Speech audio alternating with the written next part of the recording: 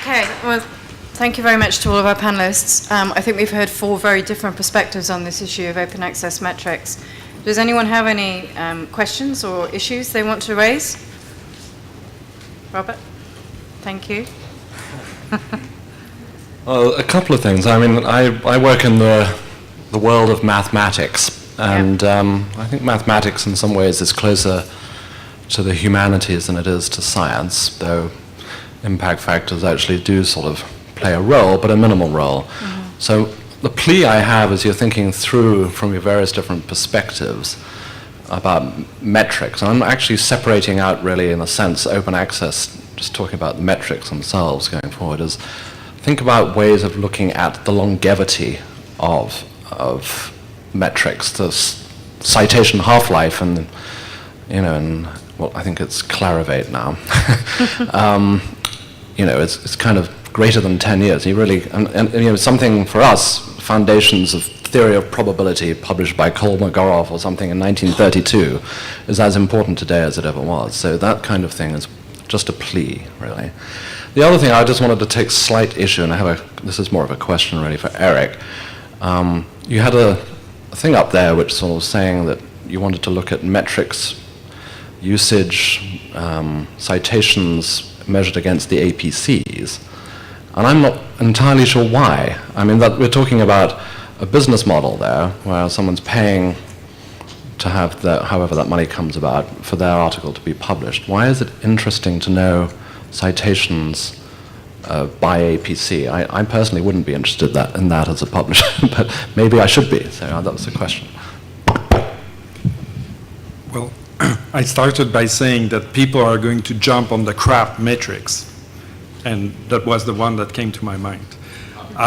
But the idea, regardless of what's going to come out, my idea was we now have a paradigm shift. The market power is, on the buyer's side, is shifting in large part from the libraries going into the hands of researchers. So you have a situation where you had, you know, some few 10,000s of buyers to now you're going to have millions of buyers. It's becoming way more atomistic, and these people are going to want to have a sense of what they're getting for their money. And that was the idea. I'm not suggesting that that citations per APC is a good measure.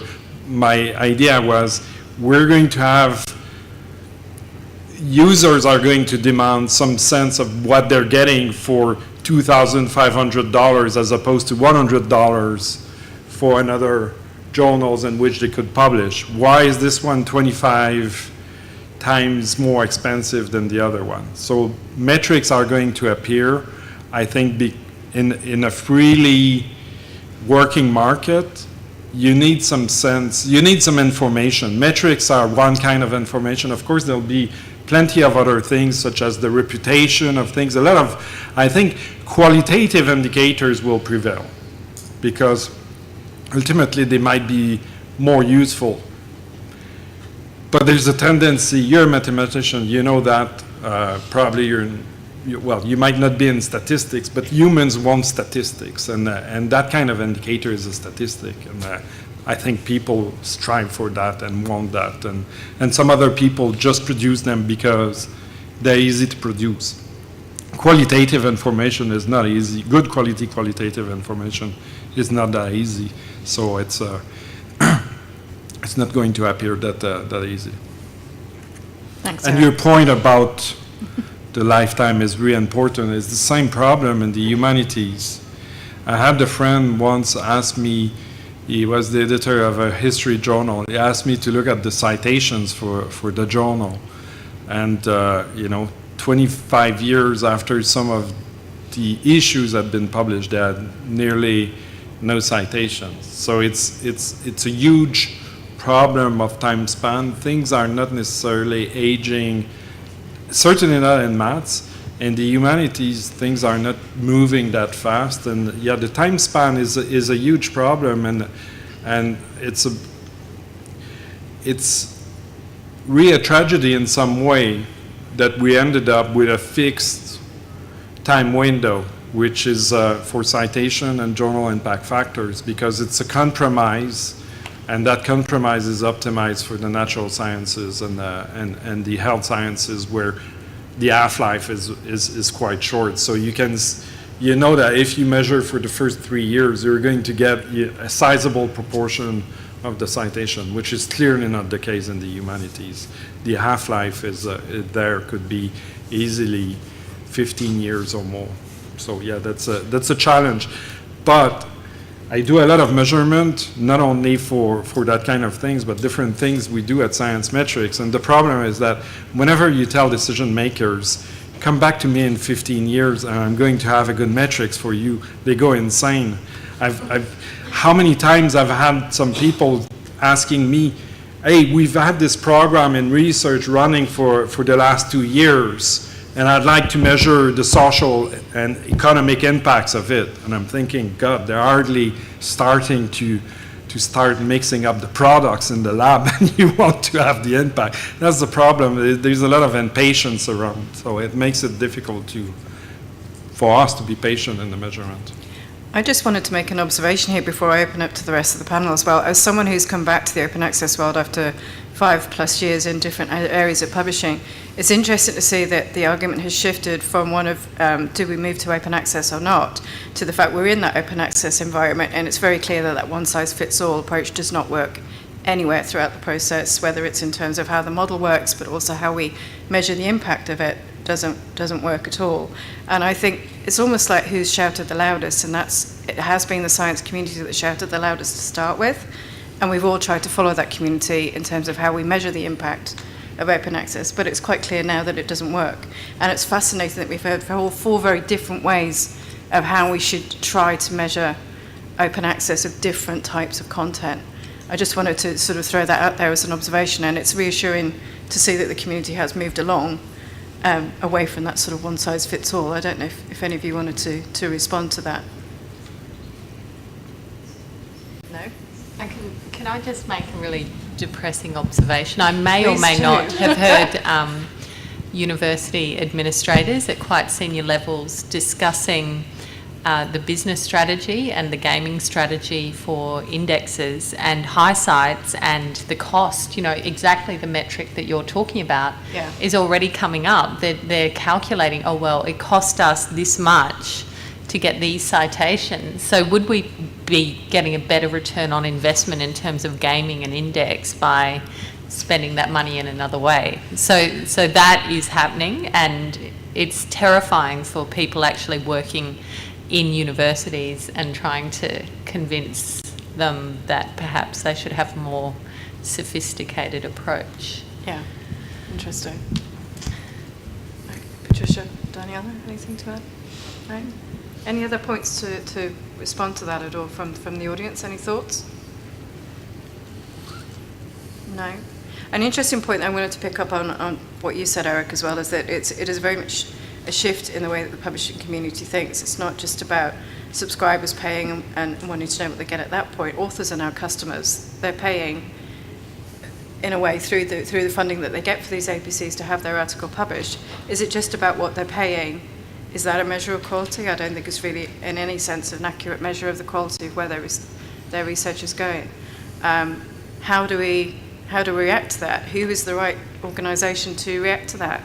There was the cupcake model idea in Scholarly Kitchen earlier this week to talk about publishers. Are publishers the right part of the community to think about advising authors on how to measure the best possible return they're getting for their APCs? So it's interesting. It's a big shift for us. I say us, I don't even work for a publisher anymore, but obviously I have done for a long time. But it's a big shift for publishers to think of their authors not just as a resource and part of the whole process, but as actually customers, and therefore they expect a service. So publishers are becoming service providers. I don't know if anyone has any thoughts, or the panel have any reaction to that point at all. No. Everyone's desperate for a glass of wine, aren't they? Have we all had enough? Okay. I wanted to pick up on a very different point, and again, panel, feel free to jump in. to react to what Paula Stefan said yesterday about the unreliability of some of these short-term bibliometrics, and Eric has picked up, and I think all the panelists have picked up on it in different ways, are we going in the wrong direction in terms of how we're measuring the impact of open access, and should we be thinking about different ways to measure it to kind of give research the kick up the backside it sounds like it may need to come out with something slightly more innovative and be a little bit more risky? I mean, what were the thoughts on what Paula said yesterday? I've just got a point which is, I think, an interesting distinction between the way that we've approached understanding use and impact with the Knowledge Unlatched collections, and what you've just been discussing in terms of authors being the customers and the end users of this kind of information. And in fact, we've been really thinking about, because libraries are paying to make books open access through Knowledge Unlatched, so it's still quite a traditional, libraries want to see the value of their investments in content model.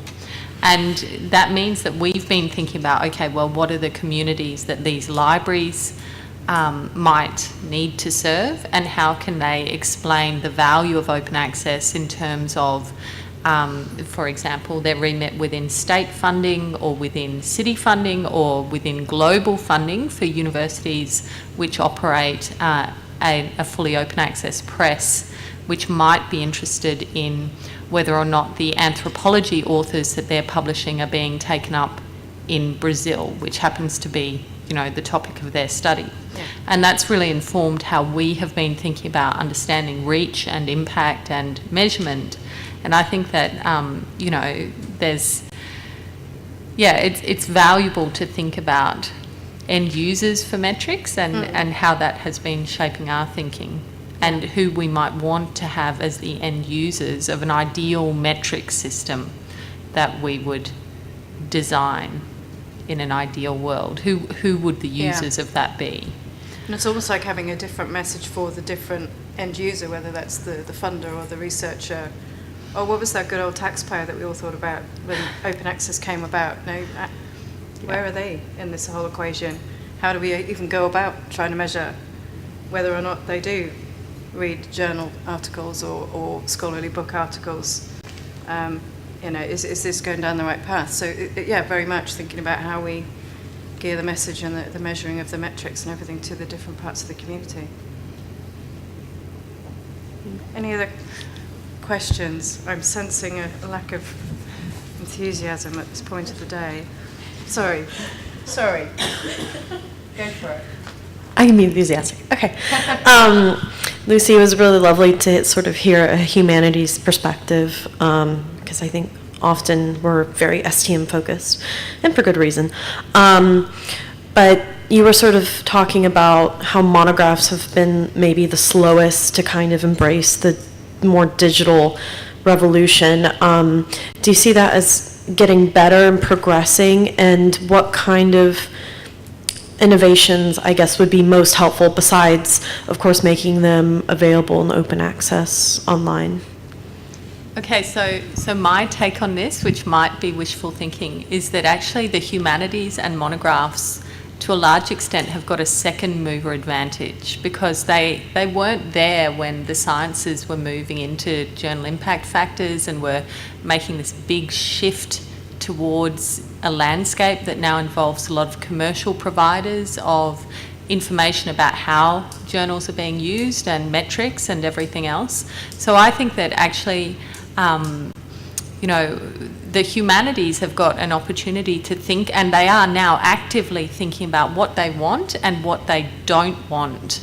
And I think it's really worth taking note of some of the conversations which are happening in that space, which involve communities that are really aware of what some of the shifts into digital might mean and what they would like to do that looks different. So the point that I am always plugging for is that in this space, actually, community infrastructure and shared infrastructure that's designed to maintain diversity in the monograph publishing landscape and to encourage continued experimentation and innovation and to lower barriers to understanding what's happening is really important. So thinking about how you can make the kind of work that we've been able to do, because we've had access to lots of different kinds of usage data and we've been able to play with that.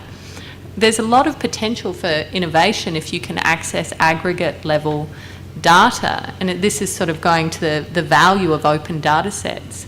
But one of the biggest challenges at the moment is that a lot of this stuff is, we don't have a framework for governing how data about usage and about monograph publishing might be managed that I'm aware of. If someone knows about it, then it would be really helpful. But I think this kind of shared infrastructure, or thinking about collaborative ways of supporting change across a community, would be hugely valuable at this point. Is that kind of what you were asking for, or something different? Great. Okay. Robert. Well, I'm going to ask another question. Please do. One question. I always write on the scholarly kitchen stuff, and I've thought a lot about open access issues, and have one up today actually if you want to read it. But also copyright. And one of the things that's really struck me in the humanities, and the same is true in math, is that, which is very different from science. In science, you're sort of reporting, say, on a cure for diabetes. So it's a report. In the humanities, and in math, actually, in math it's the elegance of the proof, in the humanities the intellectual property is in the way you write, and what you're actually, the process of the writing and your story. So what I'm getting at is, in terms of thinking through another type of metric altogether, is there some value in thinking through a metric that captures that intellectual property? It would be very different in the humanities and in math than it would be than in the sciences. But is there another way of looking at metrics that somehow can reflect actual, sort of the copyrightability of a document, of a piece of work? And I'm not quite sure how to articulate it better than that. Are you sort of describing the elegance of an argument? Or? Well, in math it's about the elegance of the proof. I mean, but in the humanities, often it is also about the elegance of pulling together. Right. So I'm wondering if there's a metric, and I'm not even asking necessarily for an answer now, but I'm just putting it as a thought. Is there a way to capture as a metric elegance? Yes, I think it's a great idea. The closest I can sort of come to it without having had the chance to think is that this is, perhaps something that the open peer review models. I know that in China, Science Paper Online have been experimenting with this publish first, review later, and then communities rank, how beautiful do they think this paper is, and is it a 5-star paper and it should go into print, or is it a 1-star paper and really, just leave it at the bottom of the pile, don't pick it up. But I suspect maybe, what we're talking about is, it's an award for you wrote the most beautiful paper this year. But doing that at aggregate level, it's not impossible. People, could do that. I think we just need a star system. Yeah. Maybe. Just gonna say the opposite, which would be that I don't think it would be appropriate for one size fits all to do that, especially in open access, but research data, there is nothing right now about intellectual property. I mean, it's with Congress to figure out what the definition of data is. A radical belief that I believe in is that research data should be CC0, so that wouldn't be something that would be applicable to data metrics, but I could see for other fields how that's totally applicable, but it's always good to think about the different aspects. Can be elegant. There can be beautiful data. You can get a ranking system for how gorgeous is your data set. Yeah, I just think that's different than the question about intellectual That's property. another Depends on the metric data. altogether. Yeah. Can be. A sequence as opposed to another one, I don't know which one is more elegant. Guess it depends who you're sequencing. Okay. Any other questions? Otherwise, I'm going to sort of look to wrap up. So it's been a really good session, really useful. I hope you all agree on that. I'm going to ask for a bit of sort of nasal gazing and some ideas from the panel. I think it's clear that we're in a stage of flux. There are almost too many metrics out there. Kind of in horrible, typical interview question, in 5 years' time, where do you see this being? Is that too far in the future? 6 months, 12 months? I know, what's, in an ideal world, each of you in a nutshell, where would you see this going? Eric, do you want to kick off? No? Big question. It's difficult. I have no clue. I think I've always been surprised at how little, ultimately. I know there's a lot of people in academia who think that they are measured too much. But if you look at the amount of money we're spending in the education system and in the research system, there's comparatively only breadcrumbs for measurement. And that's one of the problems. One of the reasons we don't have good measures is that we're not paying for the instrumentation. And at some stage, you can't get good measures without good instrumentation. So where do you see that coming from? Who should drive that? Is it, as Lucy suggests, a collaborative approach? Do we perhaps, but Crossref do everything? You've got all sorts of data. We'll just give it all to Crossref. They can sort it out. Yeah, Yeah. that could be it could be a solution. I mean, Crossref and ORCID have been showing the way towards having not-for-profit coming up with some systems that are coherent. But in the past, it was actually the large multinational corporations that managed to do it. I mean, the database that is still being used to measure most of scholarly output is the Web of Science, and Scopus is also competing. But I mean, these are huge efforts. They're commercial, and they've been able to have the stamina to do that. Now, few organizations have been able to do like Crossref and develop that kind of long-term stability and be able to remain. There's a lot of crowdsourcing efforts to do this and do that, but without an institutional structure, it's very difficult to do something. So I think it's very important to think of it. I think it's, yeah, of course, when we're in the world of open, it's nice to have non-for-profit assuring this. Now, are they going to go everywhere to do everything we need? I think we're going to continue to have a model that is hybrid between what is provided for free and the value added that is coming from different bodies. But I think it's going to continue to move very slowly. Just perhaps as my own take on reflecting on what you were saying before, I think one of the metrics that is important, and you certainly alluded to this aspect, is the geographical aspect of uptake. I think it's very important. One of the aspects that is driving me in pushing for open access is that knowledge should be available everywhere in the world. So being able to measure this, being able to measure how things are changing, how the data and the knowledge deprived of yesterday are improving the access to knowledge, I think is something very important. So geographical aspect of knowledge dissemination is extremely important. Great, thank you. Lucy, anything to add? I will be really positive because I think today everyone needs some good news. So I think in 5 years what we're going to have is, for open access books and for humanities monograph type publishing, is a publishing analytics data trust, which allows lots of different players in the space, including publishers, to put data in and to some kind of neutral central zone, and to get data out in a way that the community feels is sensitive to the commercial sensitivities of the space. And I think that the other, so people will be able to then play with the data and to sort of hack it and figure out what it means and what you can do with it and what we might be able to say about open access and how it's changing or not changing the world. The other thing that we're going to see in 5 years is going to be lots of open source tools that will lower the barriers to doing that for different kinds of groups and organisations.